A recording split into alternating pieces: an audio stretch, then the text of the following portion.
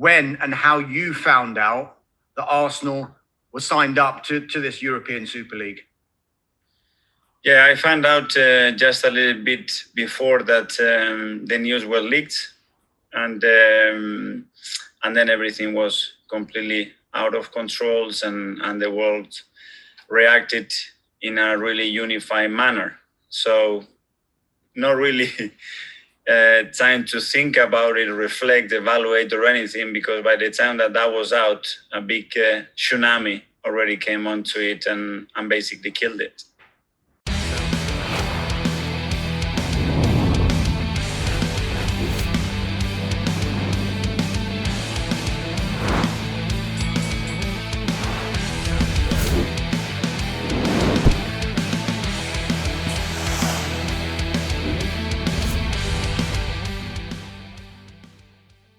So we've seen the team news ahead of the game, 5 key players missing. How are they doing, and how much of a blow to be without them? Yeah, it's unfortunately the situation we have at the moment. They are doing really well, to be fair. They are a little bit ahead of schedule. We don't expect them for Everton. I think we have the doubt with Martin a little bit. Let's see how he is today in training. The rest will be out and get them as quick as possible back in the team.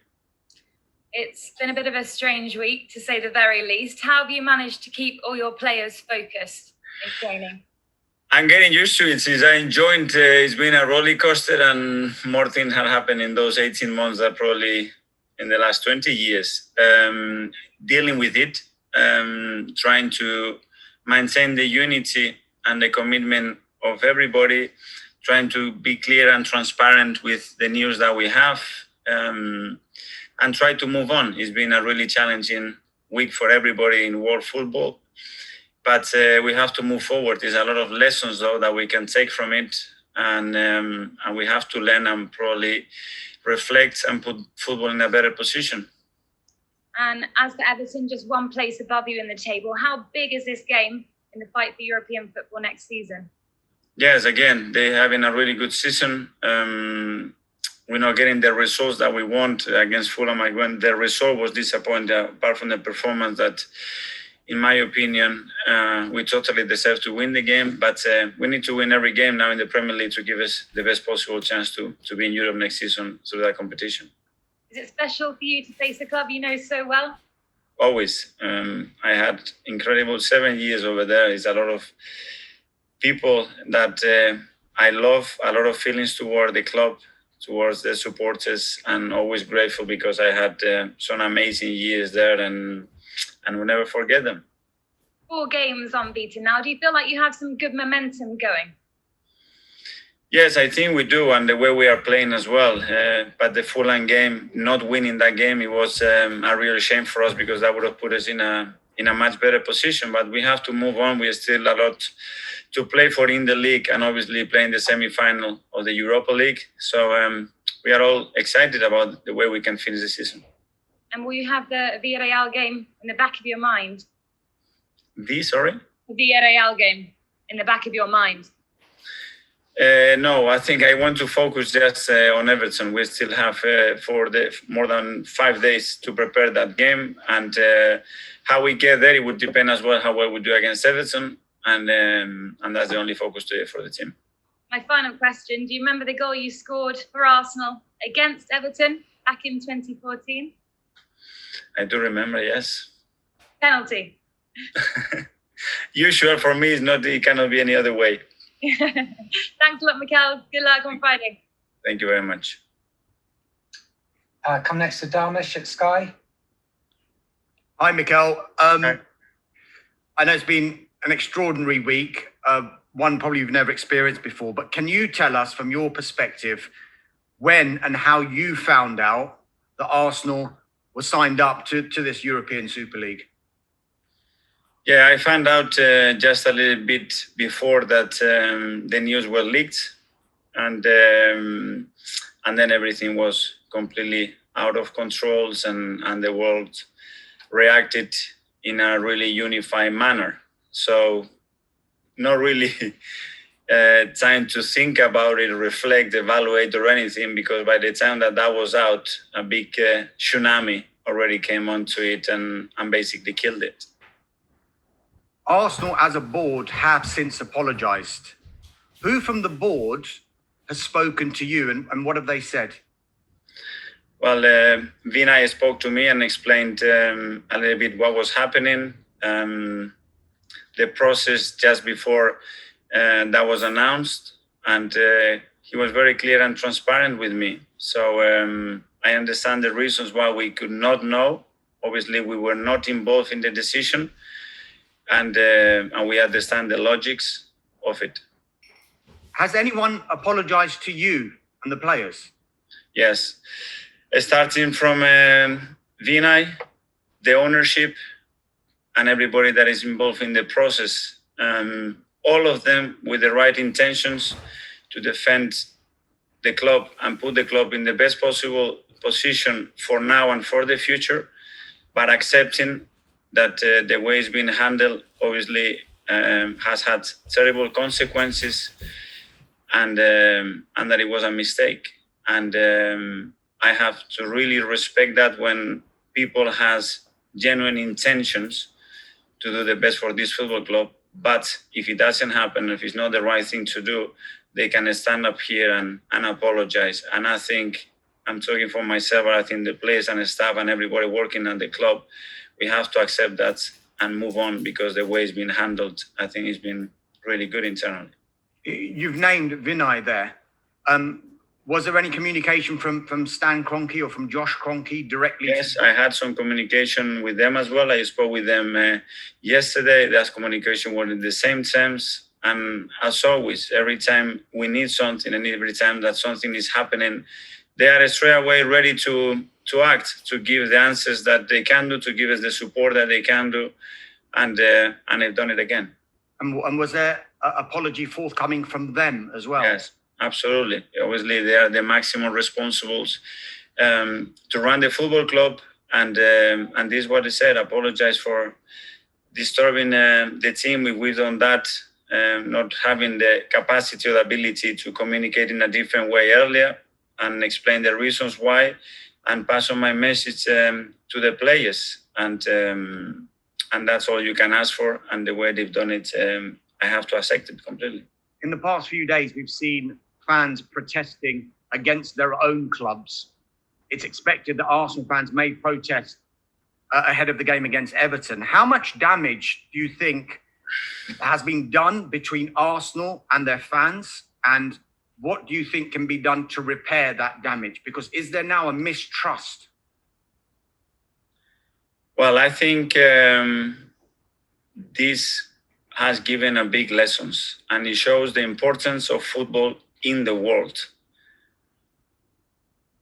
And it shows that the soul of this sport belongs to the fans. And that's it. And during this pandemic, for a year, we've been trying to sustain this industry with no fans in the stadium.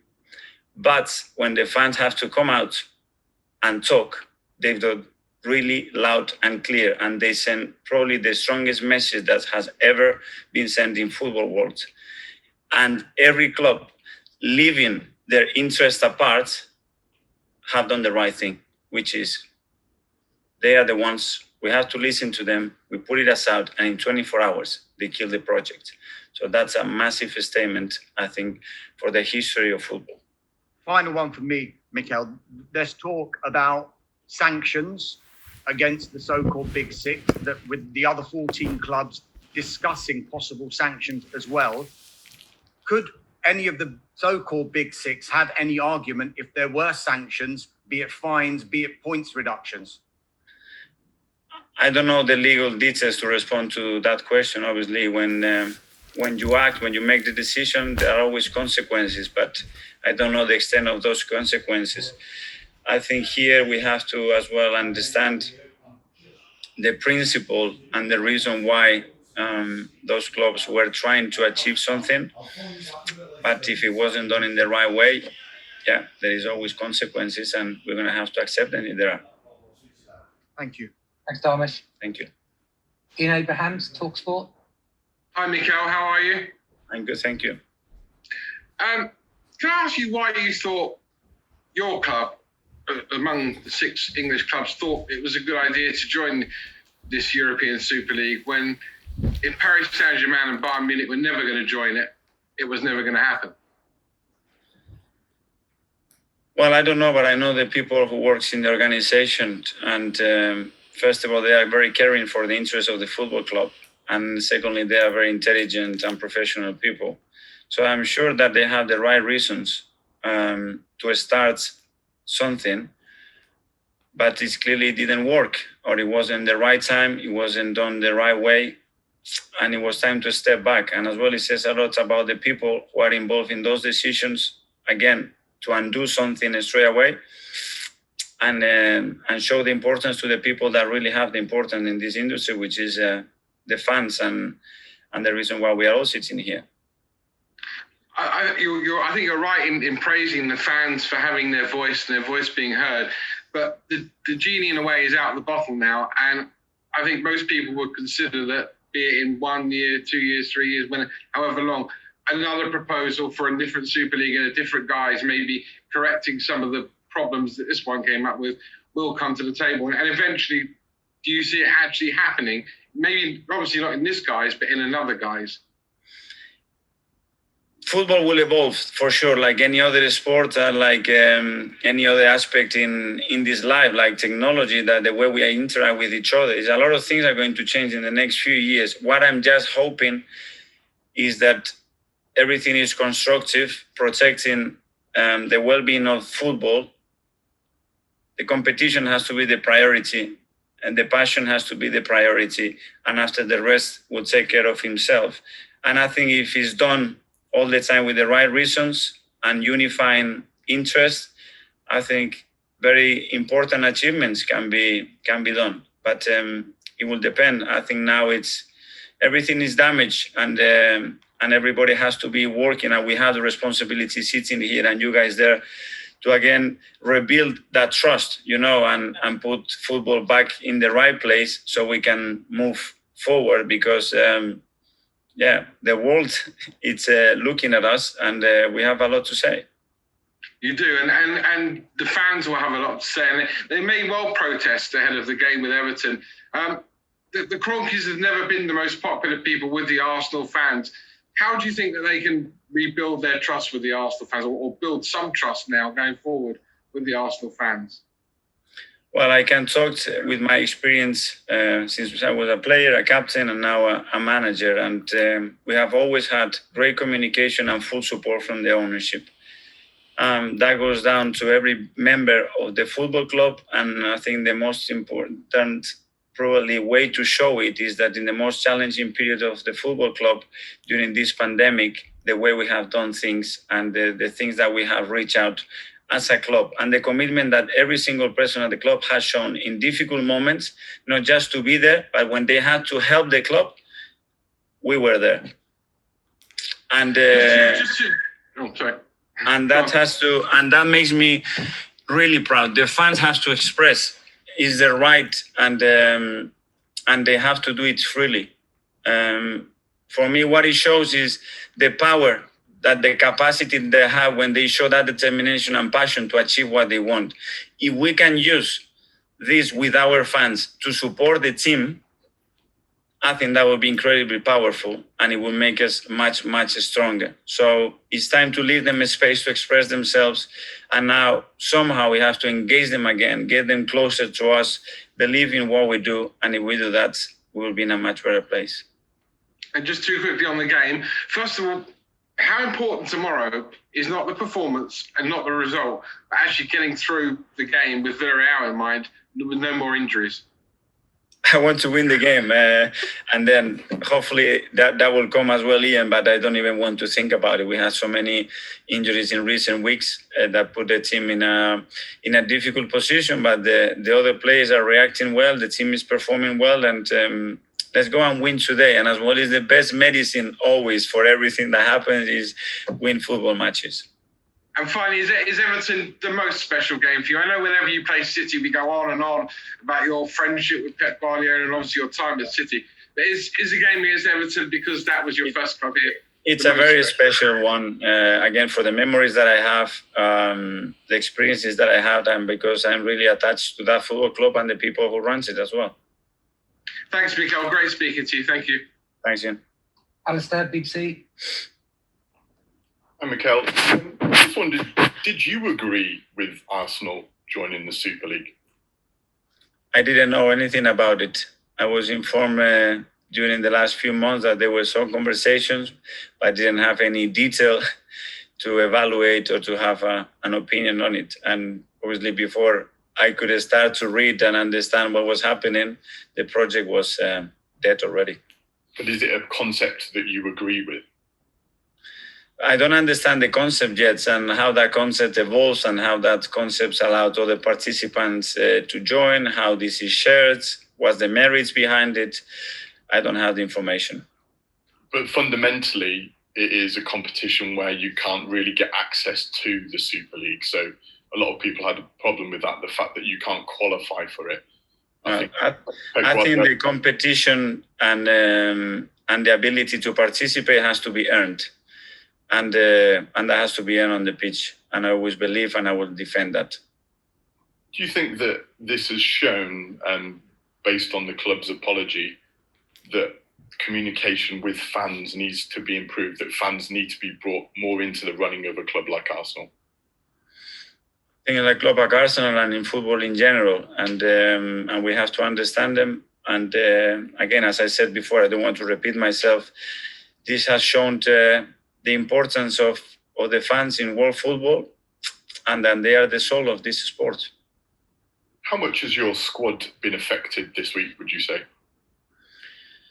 I don't know. We tried to speak to them. We had a conversation with them. Vina speak in front of all of them and explained what happened. So hopefully they are in a good place. Obviously, it was a big shot for all of us to go through. A lot to read, a lot of opinions, and a lot of to digest. But it's not an excuse. We have a game tomorrow. This is the most important thing. And let's go and beat Everton. There's obviously talk of protests for the Arsenal game, but did you see the protests for the Chelsea's game the other night? And what did you make of that? Again, that people are and fans are free to express their feelings, and if they decide to do it that way, it's we have to respect that, and we have to listen to them, and World Football listen to them, and that's why they made a decision afterwards to withdraw from that project.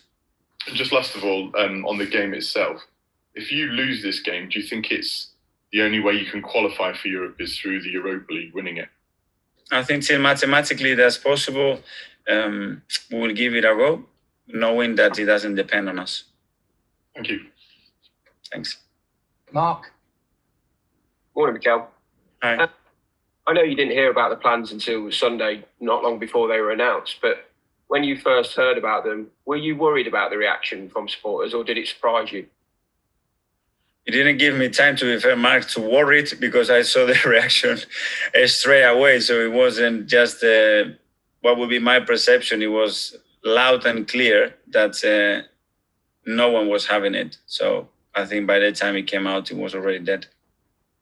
Did you speak to Pep at all? Because he obviously said earlier this week that he didn't agree with the basic premise of the competition. I just wondered if you thought the same. I was going to, but again, by the time that that was happening, it didn't even give us time, because we knew what was happening. It was clear that we were going to get out of it, and it wasn't necessary. He said it wouldn't be sport. Is that something you agree with? Well, the main reason why we are here is because we have the uncertainty of winning or losing, and we can dream. We can dream about winning against anybody, earning the possibility to be in a better place, and as well the risk of being in a worse place, and that's what it keeps everybody alive. As a manager, were you concerned when you first saw it that it would be quite a task to make Arsenal competitive in a European Super League? Well, depending on what the detail was behind it, what resources we're going to have, what was the timing of it. It would depend in many, many aspects. So difficult to answer to that. You've praised the club's owners in the past when they've been challenged on spending money or their involvement in the club. Do you feel personally a little bit let down by them about this? No, I feel very supported by everybody at the club. I feel privileged again, and I would say it loud and clear again, the way we have dealt this pandemic internally with all the issues that we had in recent months, that they've been loads and unprecedented for this football club, internally and externally. I still see everybody coming here with a smile on their faces. I'm proud to represent this football club. And that's, for me, is a big achievement and something that I'm really proud, because everybody is contributing to that, from the top to the bottom of the club. And just a couple more. You found out Sunday evening. I just wondered when you first spoke to the players and got their understanding of how they felt about it all, because obviously Hector in particular shared a couple of social media posts saying he wasn't particularly happy about it. But again, they are free to express themselves. Obviously, we weren't involved in the process, so you have to respect that when you don't do that, people are going to have different opinions with the information that they can read or guess. And that was the case. Hector made a post, and he was free to do it and express his opinion. Just quickly, sorry, Mark. Thomas Tuchel blamed Chelsea's poor performance on Tuesday night because he said his players had been distracted. Are you keen for that not to become an excuse for tomorrow night? Well, I will try to prepare the team the best possible way, so that's not the case. We know that we might have a situation outside the stadium because our fans want to express their feelings. Our job is to try to make the team as focused as possible, just to perform on the pitch.